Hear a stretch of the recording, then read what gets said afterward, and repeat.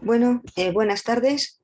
Continuamos con el curso Métodos de Geomarketing eh, en concreto empezamos hoy el tema 5. Está dedicado también al análisis exploratorio de datos espaciales. En este caso vamos a ver algo sobre análisis multivariante y de panel. En primer lugar, antes de entrar propiamente en el análisis multivariante, hay un análisis que podemos considerarlo a la vez uni y multivariante. ¿En qué sentido? Pues porque una tasa ya en sí misma es una variable diferente, ¿no? Pero es verdad que está compuesta de dos variables, una en el numerador y otra en el denominador. Entonces, bueno, vamos a dedicar esta primera parte al análisis de las tasas. Es verdad que ya hace unos días estuvimos viendo cómo Geoda permite el cálculo de tasas, incluso tasas de tipo suavizado, ponderado, y ya comenté pues, que íbamos a dedicarle más tiempo a este apartado. Hoy veremos un poco más la teoría que hay detrás de las tasas y el próximo día que haremos, pues lo veremos de una manera empírica, con datos y demás, pues volveremos otra vez a poner ejemplos sobre las tasas y su comportamiento, ¿de acuerdo? Bueno, a continuación pues entraríamos en lo que es el análisis multivariante gráfico, luego el análisis gráfico de paneles espaciotemporales y los test de medias por clusters y de diferencias en diferencias.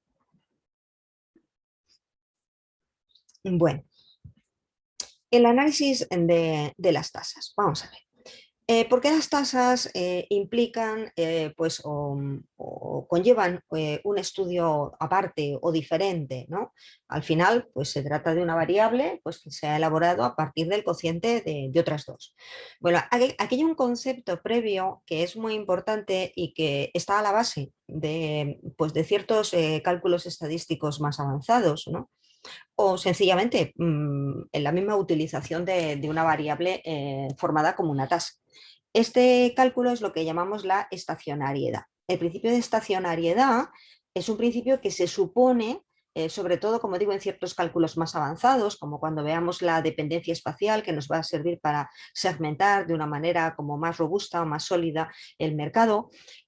Pues bueno, esos estadísticos, esas expresiones, esas inferencias, ¿no? No solo el cálculo, sino también la inferencia, están suponiendo que existe una estacionariedad en las variables originales. Y claro, esta estacionariedad, pues la verdad es que es muy difícil que se produzca en variables que son tasas, ¿no? ¿En qué consiste la estacionariedad? Pues como estáis viendo aquí, se trata de suponer que tanto la media como la varianza o la variabilidad en torno a la media son más o menos constantes, en este caso en el espacio geográfico. O sea, por ejemplo, si tenemos un ejemplo, las bolitas serían como valores, ¿no? A más hacia arriba, valores más elevados, imaginaros que son tasas de paro, cualquier cosa. Más hacia abajo serían valores más bajos, ¿no?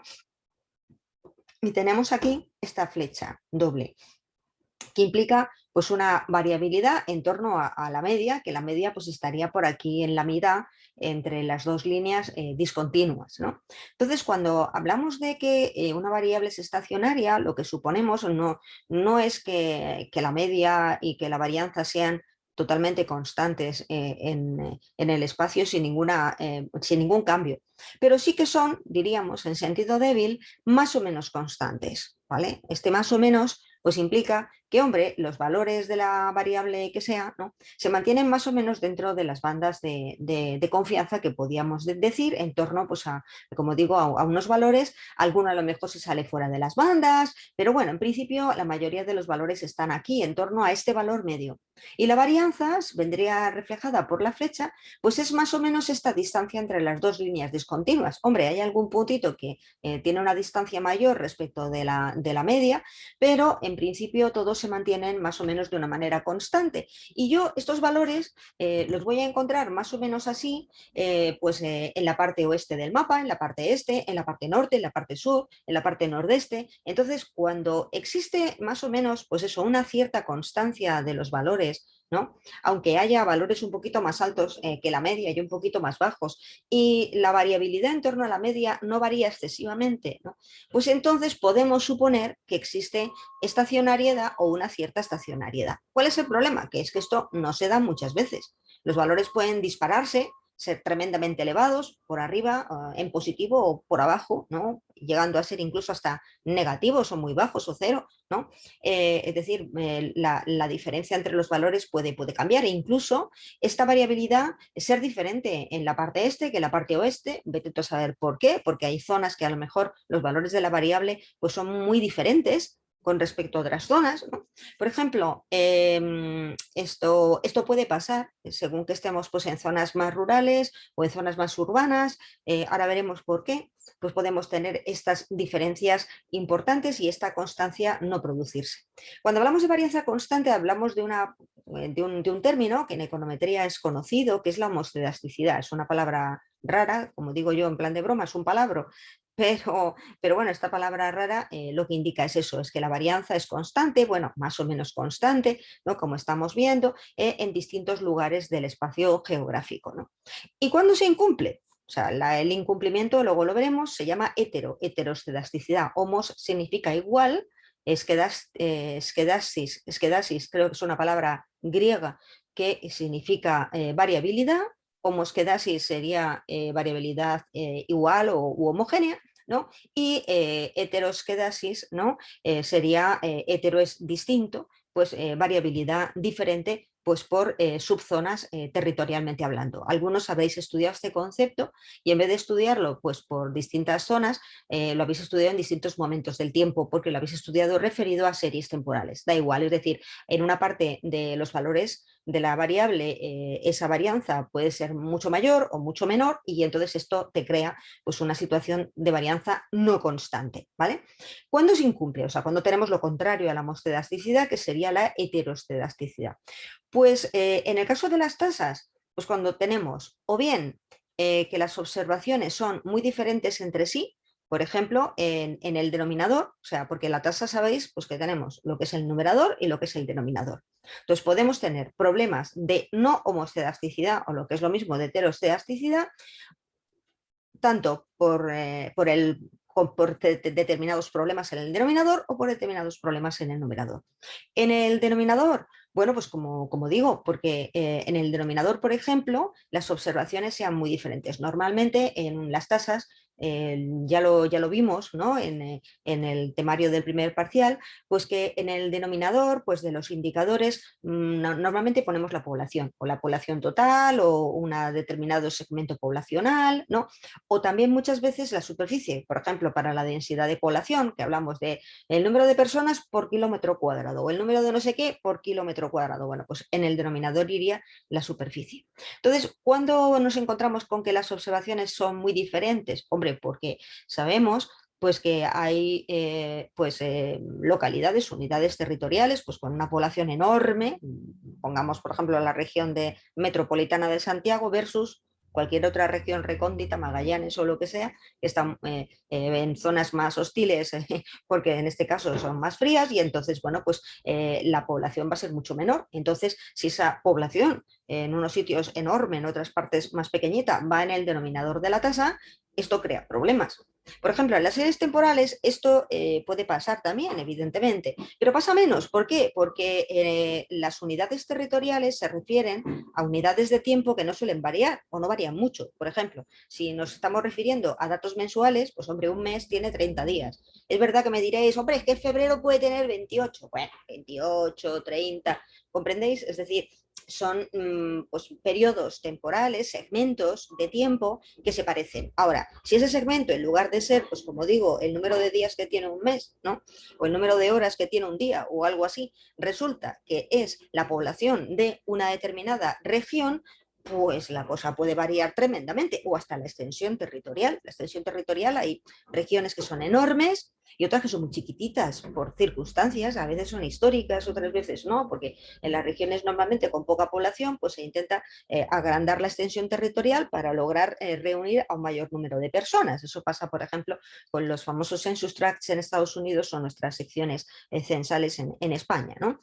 Entonces, bueno, pues esto crea que los denominadores sean muy distintos y claro, el denominador lo que hace, cuando el denominador se hace más pequeño, la tasa aumenta. y cuando el denominador se hace más grande, la tasa se hace más pequeña.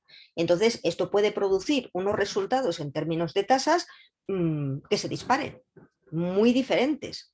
Y si, por ejemplo, pues la población, el denominador, que es la población pequeña, se encuentra, pues no sé, en las zonas del norte, porque el norte es rural, mientras que en las zonas del sur, pues lo que tenemos es que los denominadores son muy grandes, porque las zonas del sur son urbanas, por poner por caso. Pues entonces, claro, en el norte tendríamos todas las tasas altísimas, disparadas, y en el sur las tasas serían más bajas o más en torno a la media. ¿Vale? Porque claro, el denominador sería más pequeño en el norte, ¿no? Al ser la población más baja. Entonces, todo esto crea problemas y desde luego rompe con el principio de la estacionariedad. Y bueno, pues hay que prestarle alguna atención. Puede crear problemas de distinto tipo, ya sea cuando se utiliza en un análisis más sofisticado de dependencia espacial, donde hay una inferencia estadística, o incluso cuando queremos interpretar unos resultados, ¿no? También por el lado del numerador podemos tener problemas. El problema sería pues, que el valor, por ejemplo, del numerador fuera muy pequeño, ¿no? O nulo. También pasaría esto en áreas pequeñas. Pues en áreas pequeñas todo es pequeño, ¿vale? Y si el numerador es el número de personas desempleadas, pues a lo mejor, claro, en municipios o en regiones donde hay poca gente, pues habrá pocas personas desempleadas también. Entonces, bueno, puede en algunos casos incluso hasta nulo, ¿no? Pues nosotros hemos hecho un estudio ahora recientemente sobre COVID, ¿no? Bueno, pues hemos visto que había municipios en Madrid donde los valores se han mantenido a cero, ¿vale? Parece mentira. En Madrid región, no la capital, evidentemente en la capital no, pero en la región de Madrid, que además de la capital tiene otros 178 municipios o municipalidades, pues hay algunos muy pequeños donde no ha habido nadie enfermo, ¿vale? Entonces, esto también puede plantear problemas o incluso valores que se disparan. O sea, pues yo qué sé, imagínate con esto del COVID, ¿no? Pues que de repente pues, se contagia uno, ya se han contagiado todos. Claro, todos pueden ser 10, bueno, eso estoy exagerando mucho, ¿no? Pero no hay pueblos con 10 habitantes, pero imagínate que de 50 se contagien 25. Pues claro, es que es un 50% de contagios, es la tasa. Esa tasa, vamos, no hay lugar de Madrid que haya tenido una tasa tan elevada. Estas tasas exageradas, atípicamente elevadas, ¿no? Se suelen producir, pues como digo, en lugares donde hay pequeña población o donde la extensión territorial es también pequeña, etcétera, ¿vale? Entonces, como digo, pues a esto hay que prestarle un poco de atención. Pues normalmente se suele producir en tasas de eventos. El evento es la manera de llamarle al numerador. El numerador es un evento, o sea, puede ser desde alguien que se muere, alguien que se contagia en el mundo epidemiológico, o puede ser una persona desempleada, o puede ser un delito que se ha cometido. Eso es un evento, ¿vale? Y eso cuando está ligado a la población, eso va al numerador, y en el denominador es donde tendríamos o la población total o una determinada parte de la población, o a veces la extensión territorial, según sea. Y es muy habitual encontrar esta problemática. Entonces, ¿a qué llamamos tasa cruda? La tasa cruda es la tasa con las variables en valor absoluto, es decir, que yo tomo el evento que sea, ¿no? Y va al numerador, y la población que sea está en el denominador, o sea, no practico ningún tipo de transformación más allá de tomar los dos valores y de hallar una tasa, claro. Entonces, ¿qué pasa en medicina, en epidemiología, que son los primeros que se han preocupado de este problema, ¿no? Pues que ellos, al ver que existía esta heterocedasticidad que podía ser muy fuerte, esta falta de estacionariedad y estas diferencias en la distancia en torno al valor medio, porque había valores enormes, muy atípicos, ¿no? Comparativamente con el resto, ¿no? Pues empezaron a buscar métodos estadísticos para eliminar o por lo menos reducir esta varianza tan dispar o tan diferente en las ratios. Intentar manipular de alguna manera, ya sea el numerador, ya sea el denominador, hay distintos métodos, ¿no? Bueno, bien, como digo, pues en las tasas crudas pues sería el cálculo directo. Por ejemplo, la tasa de delitos pues sería el número de delitos, que son los eventos, van al numerador, y luego estaría lo que se suele llamar en epidemiología la población expuesta al riesgo. O sea, el riesgo sería, claro, ellos, los epidemiólogos o en los médicos, trabajan siempre con enfermedades, muertes, pues claro, eso es un riesgo, ¿no? El caer enfermo o el fallecer. Entonces, la población expuesta al riesgo serían todas aquellas personas ¿no? Que pueden sufrir una determinada enfermedad, ¿no? Por ejemplo, imagínate, no sé, que hay enfermedades que solo las sufren las personas mayores a partir de no sé qué edad. Bueno, pues entonces la población expuesta a riesgo sería no la población total, claro, porque si los niños no están expuestos al riesgo, pues no se utilizaría esa población, sería la población de más de X años, ¿no? Normalmente, como todos o prácticamente toda la población suele estar expuesta a determinados riesgos, por ejemplo, el COVID ha podido afectar y ha afectado a bebés, pues entonces en el caso pues, este del COVID, pues sería en el denominador estaría toda la población. Pero, por ejemplo, si estuviéramos analizando el desempleo, la tasa de desempleo, el desempleo sería el evento y sería como el riesgo, ¿no? ¿Cuál sería la población expuesta al riesgo? Hombre, desempleados solo pueden estar las personas que puedan trabajar. O sea, en España son los mayores de 16 años, 16 años y más. Entonces, yo tendría que incluir en el denominador no la población total, sino la población expuesta a ese riesgo de desempleo, ¿de acuerdo? De poder perder pues el trabajo o buscar el desempleo realmente lo que implica es que estás buscando activamente empleo y no lo encuentras, ¿vale? Bueno, eh, y como digo, pues aquí es donde se plantean los problemas, porque esta población, el denominador, pues ya hemos visto que puede ser muy dispar, ¿no? Y también termina afectando al numerador y entonces, bueno, pues las tasas pueden ser muy diferentes, ¿no?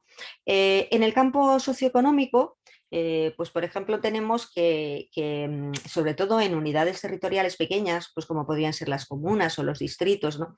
Pues es fácil que para según qué cosas, pues podamos obtener estas tasas, estas ratios o estas proporciones, como queramos llamarlo, pues que tengan valores nulos o cero total o casi cero, ¿no? ¿En dónde? Pues ya lo estoy diciendo, en unidades territoriales de pequeña extensión o de escasa población. Normalmente, pues como digo, zonas rurales, ¿no? O que por algún motivo pues tengan poco del numerador. El numerador es el fenómeno, el evento, ¿vale? Y claro, esto va a dificultar también la comparación interterritorial. Por ejemplo, con el COVID había gente que decía en las zonas rurales que ellos estaban penalizados porque lo que se tenía en cuenta era la tasa cruda, el número de contagiados partido por el total de la población. Entonces, claro, si la población no era muy grande, pues ellos se veían afectados. Y entonces tenían unas tasas pues bastante más elevadas de lo que a lo mejor, siendo muchos menos los contagiados, que a lo mejor en la ciudad, donde el denominador pues, de Madrid son 3 millones de habitantes, 3 millones y pico, ¿no? Por mucho contagiado que haya, claro, la ratio siempre va a ser más pequeña, pues como digo, que en algunos municipios más rurales o semiurbanos, donde pues a lo mejor yo que sé, un tercio se llegó a contagiar por el motivo que fuera, ¿no? Y esto, claro, pues plantea también problemas, como digo, a la hora de tomar decisiones de política y demás, ¿no? Bueno, ¿por qué? Pues es lo que estoy diciendo, ¿no? No es lo mismo, por ejemplo, 10 delitos por cada 10 habitantes, o sea, todos sufren un delito por término medio. Hombre, puede que haya alguno que haya sufrido dos y que alguien no haya sufrido ninguno, ¿no? Pero está claro que en una localidad donde hay 10 habitantes o no sé, en un lugar, en una vivienda y se han cometido 10 delitos, pues hombre, es muy alarmante. Está afectando de una manera directísima a todo el mundo, ¿no? Que también 10 delitos, o sea, la comparativa es los mismos 10 delitos, pero en un lugar donde viven 1000 habitantes. Pues claro, aquí solamente habría por término medio un delito por cada 100 habitantes, esto ya es distinto. O sea, si de cada 100 pasa algo, pues hombre, no hace ninguna gracia, ¿no? al que lo sufre, pero en principio en términos sociales y políticos, pues es mucho menos problemático, ¿no? Entonces, la tasa cruda, ¿no? O la ratio, por ejemplo, en una unidad territorial que vamos a llamar siempre I latina y a la tasa cruda la vamos a llamar R sub I, ¿cómo se calcula? Pues como he dicho, es una fracción, es un cociente, ¿no? En el numerador tengo el número de eventos, que ya comento, pues puede ser lo típico de los médicos, las muertes, o puede ser también una variable de tipo socioeconómica, como el desempleo, ¿no? Pues sería, pues eso, el número de eventos en esta unidad I, lo llamamos O, ¿vale? Es la manera como habitual, ¿no? Es como el número de observaciones al final, es algo quizá venga de observación, o sea, es el número de sucesos, ¿no? que se producen, dividido por la población que está expuesta a ese riesgo. ¿Al riesgo de qué? Pues o de morir o de ser despedido del trabajo, etcétera, ¿no? Y que le llamamos P sub I. Entonces, como digo, pues esta tasa se calcularía para cada unidad territorial, o sea, cada región, cada provincia, cada municipio, pues podríamos calcular la tasa siempre y cuando tuviéramos los valores de las observaciones para el numerador, como digo, pues sería o el número de contagios o el número de fallecimientos o el número de personas desempleadas, ¿no? Y tuviéramos también los valores en el denominador, que en general los vamos a llamar P sub I, pero que podría ser también la extensión territorial. Imaginaros, por ejemplo, que trabajáramos, que claro, no es nuestro caso, pero nosotros hay gente que trabaja, por ejemplo, pues con temas agrícolas. Entonces, pues si están hablando de cultivos, ¿no? O de plantaciones, del tipo que sea, ¿no? Pues en este caso no tiene sentido hablar de habitantes. A lo mejor en el denominador, si es el número, por ejemplo, pues de plantas, pues no sé, pues infectadas por un determinado contaminante o lo que sea, ¿no? Esto sería pues las observaciones. Y en el denominador, ¿qué tendría? Pues tendría la extensión territorial en donde se encuentra, o sea, ese cultivo, ¿no? Por ejemplo, el número de hectáreas o algo parecido. Claro, eso es más raro en nuestro caso en las ciencias sociales, como también pasa en la medicina, pues en el denominador normalmente pues va la población total o una parte de la misma, la que está expuesta a ese riesgo. Entonces, ¿qué sucede? Como digo, como estas tasas pueden ser muy dispares, entonces en demografía, en salud pública, pues han intentado calcular otras tasas más suavizadas, ¿no? O intentar, a ser posible, suavizar este problema, sobre todo estas tasas que pueden ser exageradamente altas en lugares de poca población, comparativamente con los lugares de más población. Entonces, una de las nociones más utilizada que es en mortalidad, que se llama la tasa de mortalidad estandarizada. Lo que se hace es buscar como un valor estándar comparativo, ¿no? Se le suele llamar también el riesgo relativo o el riesgo excesivo, según se quiera. O sea, son sinónimos, ¿no? En el mundo médico, pues tendríamos que lo que es la tasa de mortalidad estandarizada sería equivalente al riesgo relativo o al riesgo excesivo. Y en el fondo esto, para las ciencias sociales, ¿qué enseñanza nos dan? Bueno, podríamos comparar, por ejemplo, la tasa de mortalidad o la tasa de desempleo, ¿no? En una unidad geográfica. ¿Con qué? Con la misma tasa de mortalidad, pero en una unidad geográfica superior. ¿Vale? Sería, por ejemplo, pues si estamos hablando de municipios, ¿no? En el caso de la COVID en Madrid, pues bueno, pues compararlo con pues, la tasa de mortalidad por COVID o de contagios por COVID, pues a nivel pues de nuestra región de Madrid. O si luego lo quiero comparar con Barcelona o con lo que pasa en Andalucía, en otros lugares, pues entonces a lo mejor la relativizo por la tasa de mortalidad o de contagio de toda España. Es que por eso digo que la región de referencia pues va a depender un poco de los objetivos, porque al final es pues un valor hacia el cual se van a mirar todas las tasas, ¿no? Las tasas estas que son tan dispares, ¿no?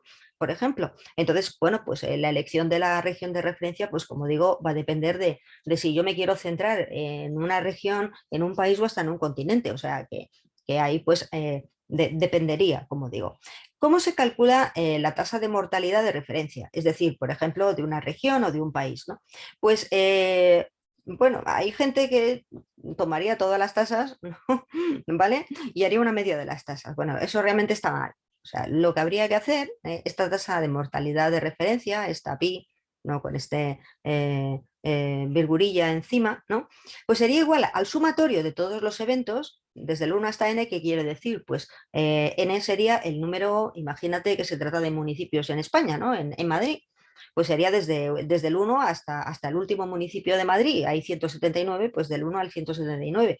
¿Y qué sumaría? Pues sumaría el número de casos de COVID, por ejemplo, o el número de personas desempleadas. Tal. Y en el numerador tendría un total de eventos, ¿vale? Un número absoluto, que ya sean personas contagiadas, personas desempleadas o lo que sea.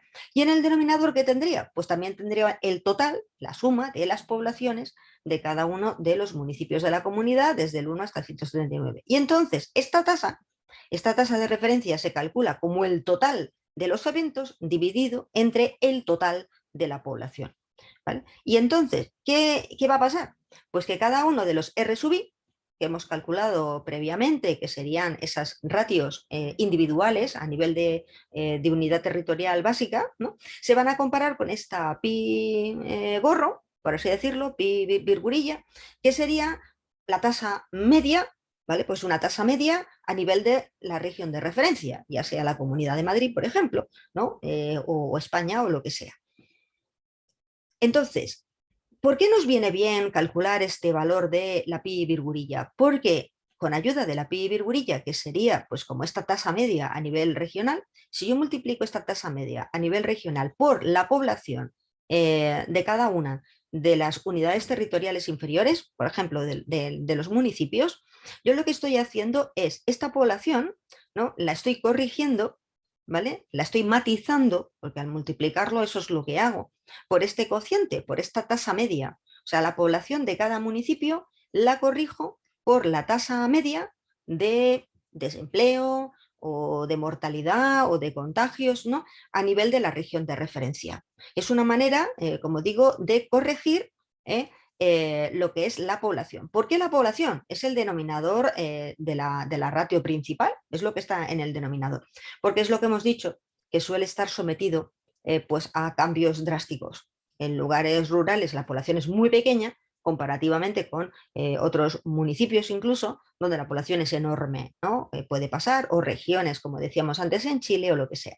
Y este producto es lo que llamamos el valor esperado de muertes, de contagios, de desempleo, ¿no? Para cada unidad territorial. Y, es decir, yo podría calcular este valor esperado, que sería, yo lo que estoy es corrigiendo pues lo que es la tasa media de la región por la población, ¿no? Es como, bueno, dada la media, considerando que la población es tal o cual, ¿cuál sería aquella tasa que tendría que haber tenido pues un determinado municipio pues de contagios de COVID o de desempleo? Que eso no es la tasa que ha tenido de verdad, sino la que habría tenido que tener considerando que la media de la región, la de referencia, es la pi virgulilla. Es una especie, pues eso, como de valor de referencia también para el propio municipio, ¿no? Para la unidad territorial básica.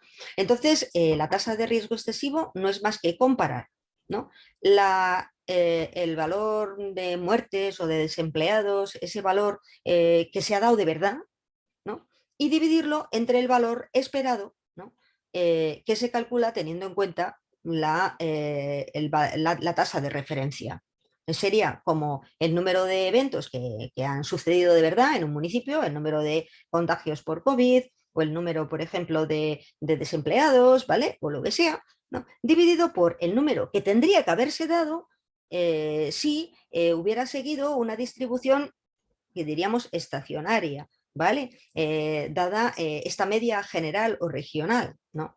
Y si la población se ajustara y no fuera tan dispar, ¿no? Entonces, eso es un poco, en el fondo, pues esta tasa o este cociente, ¿no? Pues lo que estamos es, ¿por qué se llama riesgo excesivo? Por ejemplo, ¿no?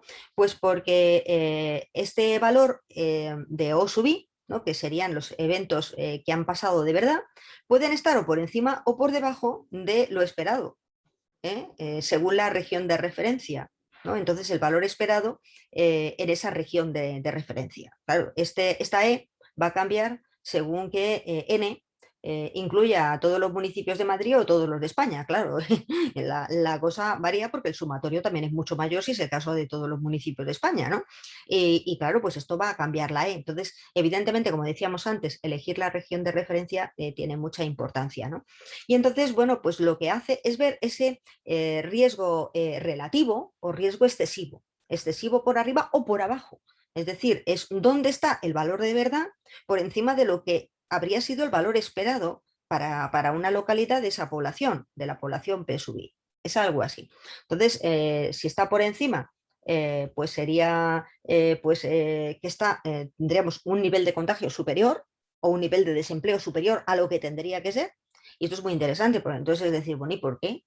O sea, si la media es tanto y tal, porque en estas zonas precisamente esta tasa de riesgo excesivo me sale por encima, ¿vale? O muy por debajo. Anda, pues mira, aquí el desempleo es bajísimo comparativamente con la población y con lo que es la tasa media a nivel regional. Pues también habría que verlo. Esto, por ejemplo, puede ser muy útil. Si hablamos en términos de geomarketing, por ejemplo, y hablamos de densidad, por ejemplo, en la superficie o en el número de establecimientos comerciales, ¿no? O sea, porque unos municipios tienen una alta densidad en establecimientos comerciales, esto considerando, por un lado, o sea, lo que de verdad está pasando en el municipio respecto a lo que sería esperado según lo que pasa en la región, ¿no? Bueno, pues habría que ver por qué se han localizado ahí tantos comercios o tantas industrias o tanto no sé qué, y al contrario, porque hay localidades donde el valor es muy bajo y entonces está muy por debajo de lo que yo espero. ¿Mm? Y esto ya implica, pues como dice Anselin, lo que es en el análisis exploratorio es hacerse preguntas. Todo esto es previo, muy previo, probablemente muchas de estas preguntas, muchos de estos análisis luego no van a ir al informe final, pero es básico, es fundamental para llegar a ese informe final, para saber comprender lo que está pasando y por qué está pasando. ¿Vale? Entonces, por último, dentro del análisis de las tasas, tendríamos lo que se llama la estandarización empírica bayesiana. Bueno, ¿qué es? Lo que llamamos el método EB, el método empírico bayesiano. ¿Qué es? Es una estimación más sofisticada de la tasa cruda. O sea, sería una especie como de tasa de cruda, de esa R, ¿no? Sub I, pero el superíndice EB me está diciendo que va a sufrir una transformación. Vemos aquí la R sub I, ¿no? Y resulta que está multiplicada por una cosa que es W sub I y luego se le suma otra cosa. Entonces, bueno, vamos a ver de dónde salen estas cosas, ¿no? Y por qué a la tasa original se la corrige de esta manera. Bueno, lo que se hace una vez más cuando se habla de que es una estimación estandarizada, también se le llama suavizada, lo que estamos diciendo es lo mismo. O sea, las tasas a veces adoptan valores disparados, muy altos, muy bajos, sobre todo en localidades donde el denominador es pequeño, ¿no? Comparativamente con otros donde el denominador es mayor, porque la población sea mayor. Entonces, lo que intentan es como corregir, suavizar. Es como cuando un papel de lija hay una especie como de esquina y tú le das para que se convierta, en vez de ser una esquina afilada, una esquina pues que no esté tan afilada, más suavizada, ¿no? Esa es la idea de lo que serían este tipo de métodos. Es una media ponderada, ¿no? Ponderada o corregida, es multiplicada por una ponderación, por un peso, ¿no? En inglés significa weight y por eso es la W, o sea, la W sería el peso, ¿no? Es una media ponderada, ¿no? De la tasa cruda de una unidad territorial, de la R, ¿no? Efectivamente, yo a la R la multiplico por este peso, por WI. Pero no solo, es una tasa ponderada de la tasa cruda y más, ¿no? Más que una estimación general de esa tasa cruda. Una estimación general es una estimación de la región de referencia. Pues se hace una estimación de cuál sería la tasa cruda para la región de referencia, pero en vez de hacerlo como hemos visto antes, sumando todas las observaciones o todos los eventos en el numerador y luego poniendo en el denominador todas las poblaciones de las distintas unidades, en vez de hacer eso, se hace con un método sofisticado, que digo, un método bayesiano, que considera distribuciones a priori en cada una de estas variables, ¿no? Y al final, pues llegamos a esa tasa cruda que se estima por este método, que en principio va a quedar para nosotros como una caja negra, porque si no conocéis lo que es la estadística bayesiana es complejo de explicar. Pero es un valor, es una tasa, por ejemplo, no es un 3%, ¿no? Que sería la tasa media pues, de la región o del país o de lo que sea, ¿no? Es decir, es la tasa regional de referencia. Entonces, ¿qué es lo que se hace? Bueno, las ponderaciones, las W, se obtienen a través de otra fórmula. Todo esto lo explica más o menos Anselin, pero lo explica bastante bien en el manual de Geoda, ¿no? Y son proporcionales, o sea, tienen que ver con la población expuesta al riesgo, es decir, con la P sub I, el número de habitantes o aquella población pues que es susceptible, ¿no? De tener el problema de los eventos del numerador. Y por tanto tienen que ver con la población, son función de la población. Y las ponderaciones se encuentran acotadas entre 0 y 1. Entonces, claro, si veis, aquí la ratio, la tasa cruda se multiplica por una ponderación que imagínate que es 0,2. Claro, y entonces, ¿qué se haría con la tasa cruda regional? Pues se la multiplica por 1 menos 0,2, es decir, se la multiplicaría por 0,8. Entonces, como estáis viendo, aquí en este caso lo que haríamos es que esta tasa al multiplicarla por 0,2, la tasa bruta se haría más pequeña, ¿no? Y esta también se haría más pequeña, la tasa regional, pero mucho menos porque está multiplicada por 0,8. ¿Vale? Entonces las ponderaciones van cambiando y van dándole más o menos importancia a la tasa bruta de cada uno de las unidades territoriales y con respecto a la tasa bruta general de la región de referencia, ¿no? El método lo que hace, al final, está pensado para modificar de una manera clara, evidente, los datos de aquellas unidades que tienen poca población expuesta al riesgo, que son, como he comentado antes, aquellas ratios que están con problemas, ¿no? de falta de estacionariedad, pues porque pues tengan valores muy pequeñitos y por tanto el cociente sea muy elevado, ¿no? Por ejemplo, ¿no? Y sin embargo, este método va a dejar casi invariante, es decir, va a dejar prácticamente con el mismo valor de RI, ¿no? A los datos de unidades con mayor población. O dicho de otra manera, en aquellas unidades o municipios con más población, la WI será cercana a 1, imagínate 0,9, ¿vale? ¿Y qué le va a pasar a la de referencia? Que va a ser 0,1, o sea, prácticamente 0. Y entonces, pues al final, el resultado va a coincidir prácticamente con la RI, con la tasa cruda, ¿vale? Básica. Sin embargo, en las unidades territoriales pequeñas, la W será muy pequeñita. Entonces aquí imagínate, es al revés, esto es 0,1, entonces la tasa cruda se hace muy pequeña y se parecerá más, aquí será 1 menos 0,1 será 0,9, la que va a dominar va a ser la ratio general, es decir, la tasa media general. Entonces, en aquellos municipios con poquita población, lo que hacemos con los datos, en inglés diríamos que shrink, ¿vale? Se colocan cerca de la media, mientras que los datos de los municipios grandes quedarían con la ratio cruda más o menos como está inicialmente. Esto es como funciona el método, ¿vale? Geoda te lo da directamente, o sea, yo si vas a Geoda y le pides, pues es lo que se estaba comentando, te lo va a dar incluso como un mapa de caja, ¿no? De manera que te permite incluso ver si hay atípicos, porque es muy, muy normal, sobre todo con la tasa raw. La tasa raw es la tasa cruda, ¿no? Esta sería la tasa cruda en una variable que no sé cuál es porque no lo ponemos. Es una variable en donde hay 3 atípicos con valores muy bajos, ¿no? Y 6 atípicos con valores muy altos de algo, ¿verdad? Entonces, ¿qué pasa con esta tasa? Si yo le aplico el método suavizado bayesiano, ¿no? Pues voy a pasar de 3 atípicos con valores muy bajos solo a 1, ¿vale? Mientras que en este caso los atípicos altos van a crecer.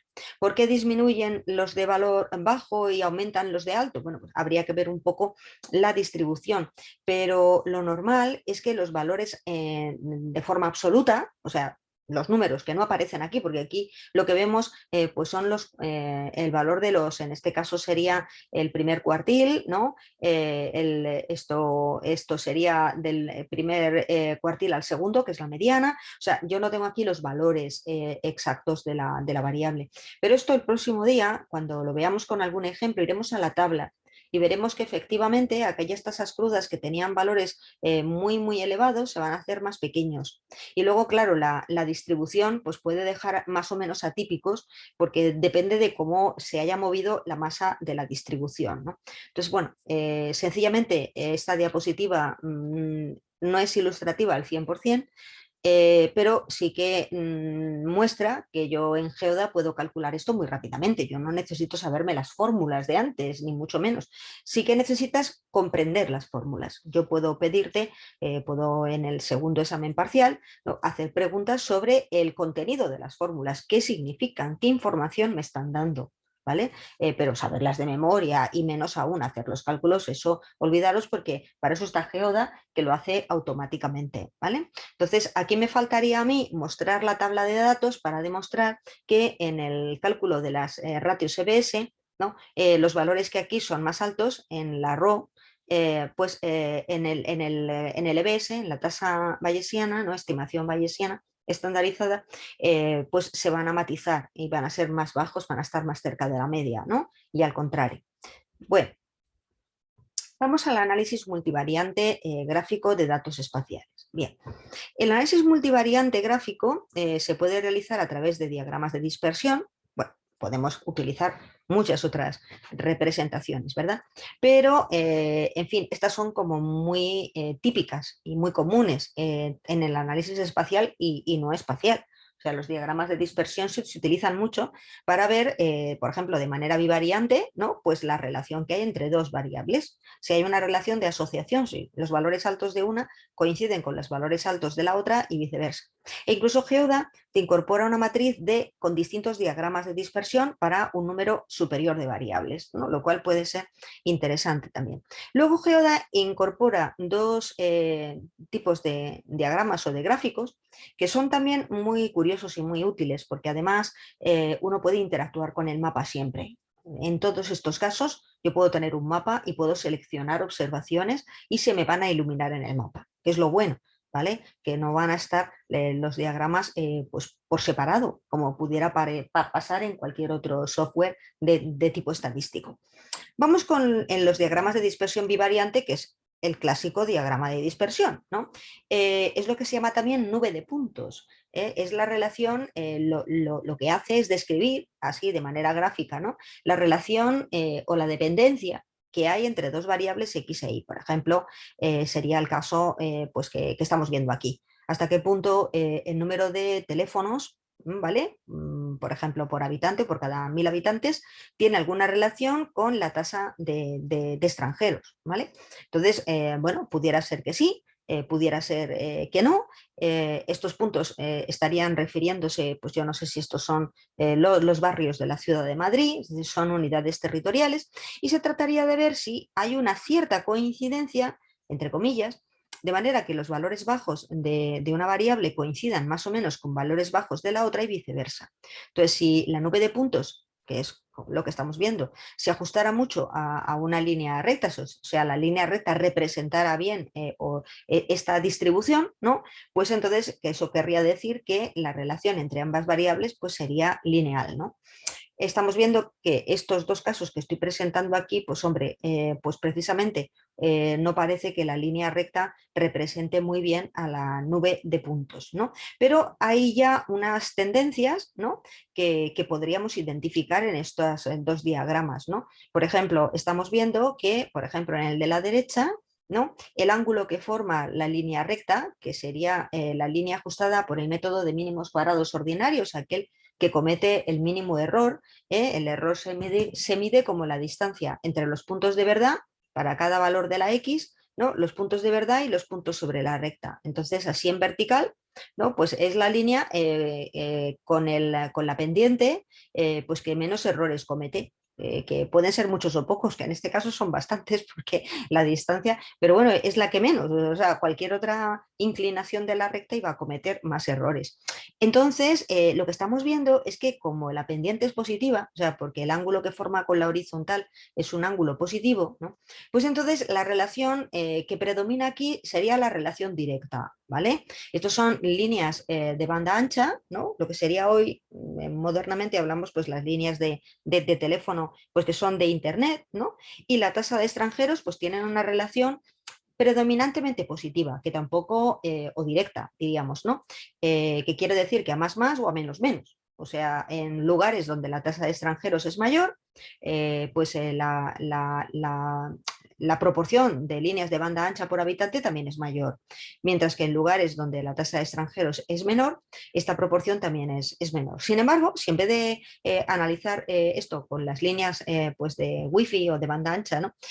Lo vemos con las líneas telefónicas clásicas, la telefonía clásica, pues la inclinación, bueno, no es que sea muy profunda, pero sí que es de tipo negativo, ¿no? El ángulo que forma con la horizontal es negativo.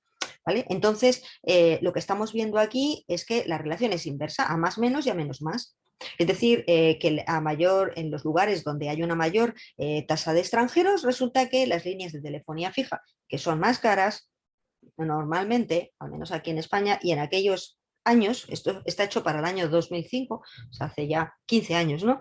Pues eran mucho más caras, entonces, pues bueno, pues eran menores, donde más extranjeros, más proporción de extranjeros había, pues había menor proporción de líneas telefónicas por habitante y al contrario.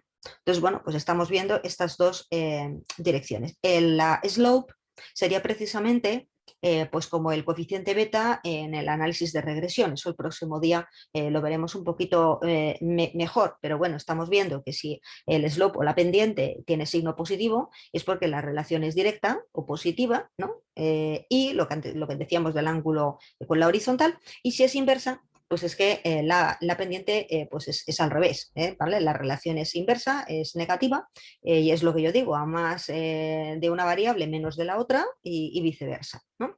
Vamos a ver en el caso previo, ahora una vez que hemos visto por encima pues la gráfica, ¿no? ¿Qué es lo que deberíamos de conocer a nivel teórico? Pues un poco lo que ya he comentado, ¿no? Que la forma que presenta la nube pues está reflejando el grado de correlación entre ambas variables o de asociación. Esa correlación sería nula, sería cero, si los puntos forman un círculo.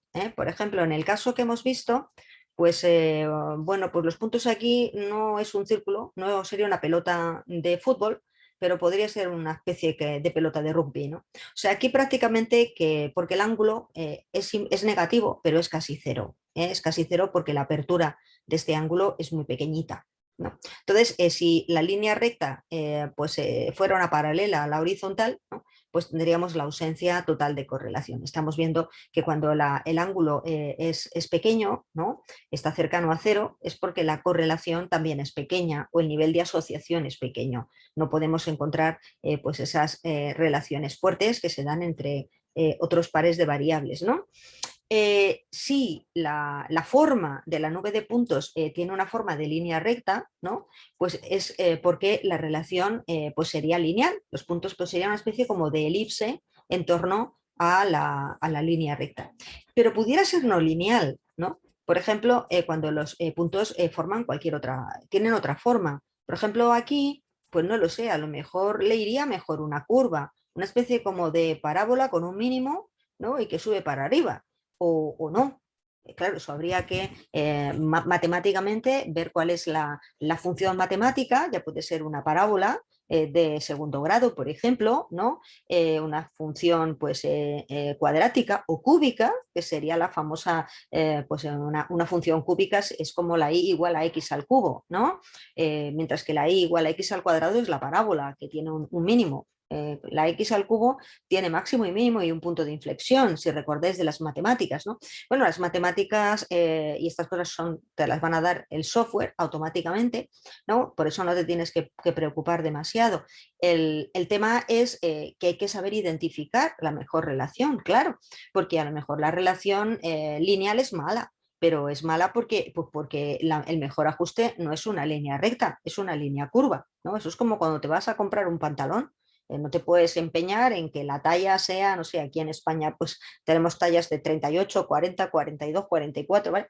Tú te empeñas en que tiene que ser una 38, es que la 38 es para chicas o en concreto para mujeres muy estrechitas de cadera y muy delgaditas, o sea, y a lo mejor eso no te va bien a ti. A lo mejor a ti te va bien la 40, te va bien la 42. Entonces, pues hay que buscar esa talla, ese ajuste matemático que mejor le va a la nube de puntos. El ajuste matemático es como el pantalón y la nube de puntos es como tu cuerpo, ¿vale? Algo así. Entonces, siempre líneas rectas, estamos acostumbrados a ajustar líneas rectas y eso es un error, sobre todo en el ámbito del geomarketing, donde trabajamos en el ámbito de lo micro territorial y microeconómico. Entonces, en el ámbito de lo micro, como ya estamos muy cerca de lo que es la población, o sea, no estamos en el ámbito macro siempre tenemos como grandes medias, es todas las personas que viven en un país o en una gran región y todo lo que pasa a nivel de medias, pues es siempre muy agregado y siempre más monótono y más lineal también. Cuando vamos al ámbito de lo micro, de cada personita individual o cada familia o cada empresa, ahí los valores pues pueden cambiar y a lo mejor la expresión matemática que más le va no es la línea recta, a lo mejor es una línea curva, ¿vale? O una función logarítmica o una función exponencial más complicada. Eso también lo veremos en su momento, porque estamos muy acostumbrados a siempre que ajustamos, queremos ver relaciones entre dos variables que tenga que ser una línea recta. La línea recta es como la puerta de entrada, es lo que se explica en primer lugar, pero luego se advierte Es la función más sencilla, es muy útil en la mayoría de los casos, sobre todo en los casos más macro, también en casos micro, ¿vale? Y bueno, pues bueno, sería un caso de una correlación lineal, ¿vale?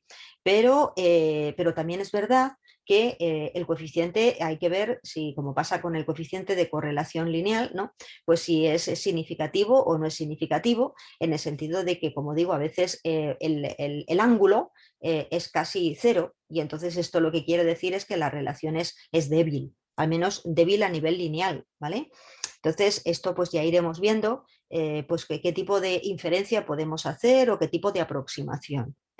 Bueno, si continuamos, ¿no? Por ejemplo, una manera como alternativa de contemplar el gráfico anterior, o sea, en el gráfico anterior, pues lo que tenemos son los valores originales, son tasas, ¿vale? Porque sería el porcentaje en tantos por ciento de extranjeros, o sea, hasta un 30 y tantos por ciento de extranjeros, que sería pues el barrio de Madrid, con una mayor proporción de gente no, de nacionalidad extranjera, no española, ¿vale? Y bueno, pues incluso barrios que no tienen extranjeros, ¿vale? Cero extranjeros, como estamos viendo aquí, o prácticamente cero, ¿no?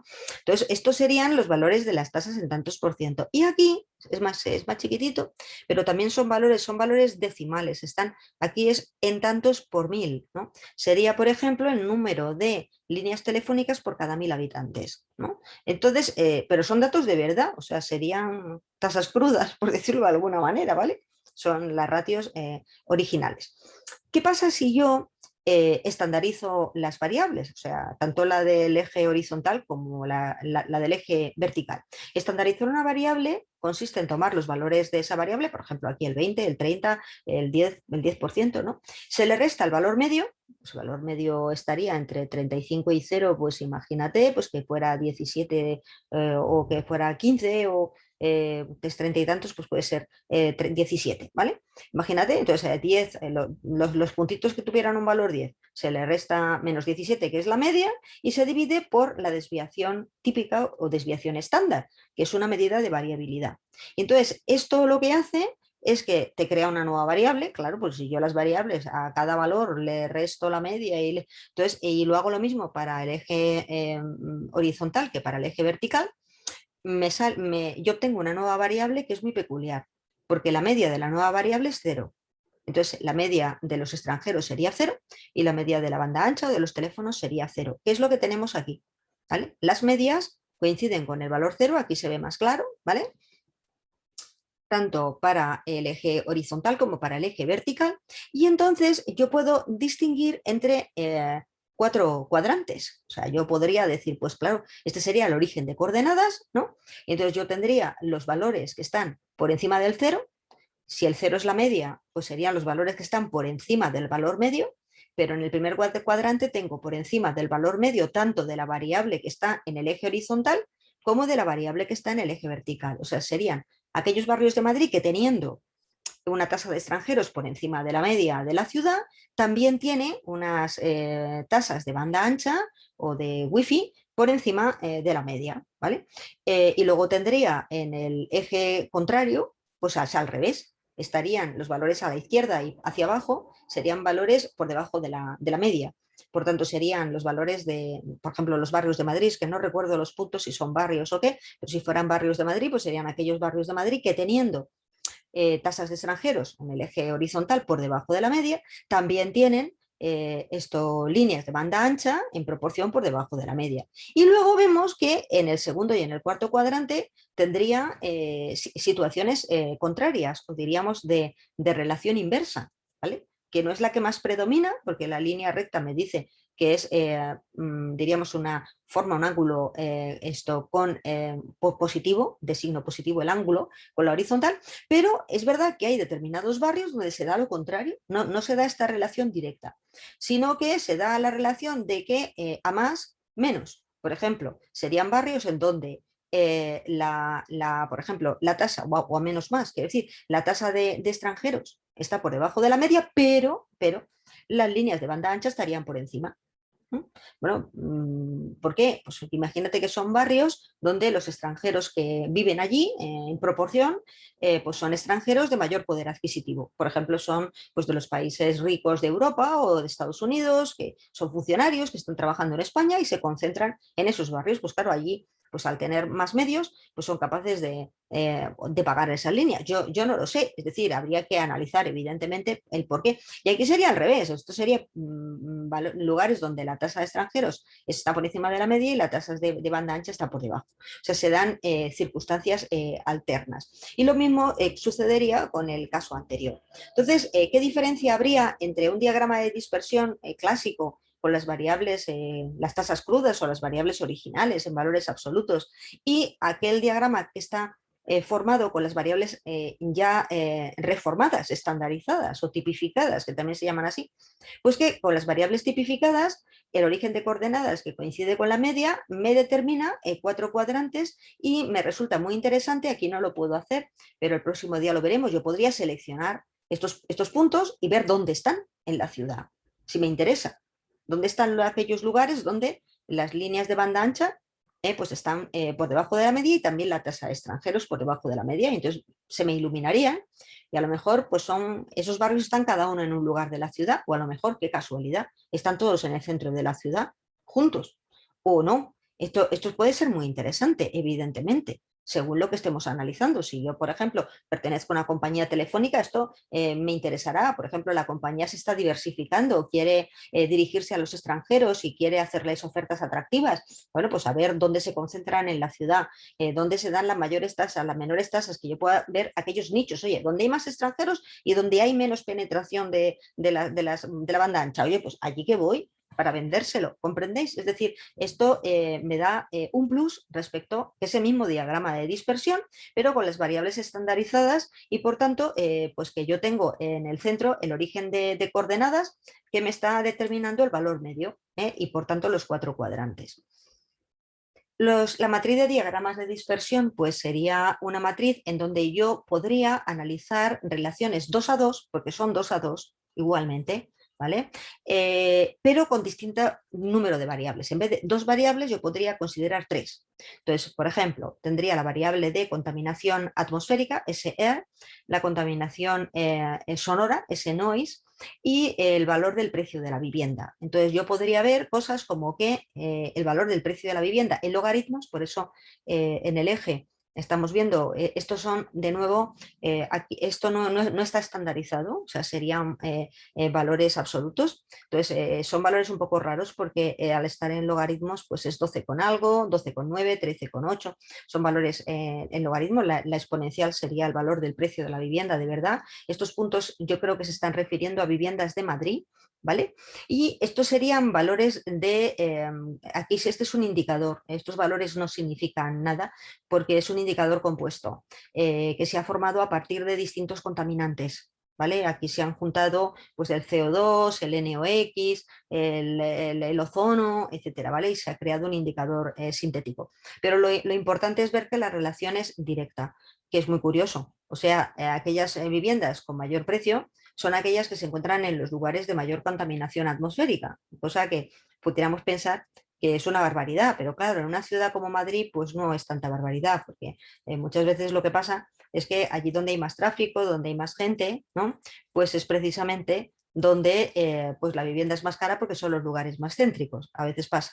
Sin embargo, con el ruido no, con el ruido estamos viendo que la relación es inversa entre lo que sería el precio de la vivienda y el ruido. O sea, aquellas viviendas con el mayor precio de la vivienda son aquellas, perdón, con menor precio de la vivienda, más baratas, son aquellas que sufren un mayor niveles de ruidos. Esto sí que está en decibelios, creo, este eje, y viceversa. Bueno, pues una manera de poder ver la relación ya no 2 a 2, que sea un poco rollo, sino, bueno, quiero pedir, por ejemplo, para un modelo econométrico, ¿no? Yo quiero saber si el precio de la vivienda tiene alguna relación con la contaminación atmosférica y la sonora y con otras variables. Bueno, pues yo podría ver pues esas relaciones 2 a 2, ¿no? También podría ver entre la contaminación atmosférica y la sonora, ¿vale? Que es inversa, pero un poco débil, ¿no? Etcétera, ¿no? Aquí vemos, por ejemplo, que está entre la contaminación sonora y el precio de la vivienda, estos diagramas se repiten, porque claro, esto sería de nuevo noise con el precio y esto sería el precio con noise, o sea, la relación es la misma, es una matriz. Luego en la diagonal principal, como veis, hemos representado el histograma, pero podríamos representar pues un diagrama de caja o cualquier otra cosa, de manera que la diagonal principal pues sería la contaminación atmosférica con la contaminación atmosférica, es decir, sería la distribución, ¿no? de los distintos niveles de contaminación pues, por esto en cada una de las viviendas o de las zonas donde están las viviendas en Madrid, ¿no? Y aquí sería, en este caso, L price, ¿no? Con L price, esta sería la distribución de los precios de estas viviendas que están aquí en estos puntitos, ¿no? En logaritmos, ¿vale? En escala logarítmica. Y bueno, pues como digo, el próximo día veremos que esto admite muchos cambios. Yo puedo ahora pedir cambios, puedo seleccionar estos puntitos que hay aquí, verlos en el mapa, puedo seleccionar esta columna de aquí, ¿no? En el centro, ver también a qué unidades territoriales se refiere, etcétera. Y luego pues tendríamos pues otros gráficos también de tipo multivariante, pero que lo voy a dejar para una segunda clase, ¿vale? Que tiene que ver con este tema y que veremos el próximo día. Probablemente lo veremos de una manera aplicada, porque esto ya se entiende menos a nivel teórico o hay que verlo de manera combinada, pues teoría y práctica, con ejemplos. Aquí también hay ejemplos, evidentemente, se pueden explicar, pero luego es más dinámico ver cómo hace esto Geoda, ¿vale? Y entonces por eso es por lo que ya lo dejamos para la clase práctica del próximo día.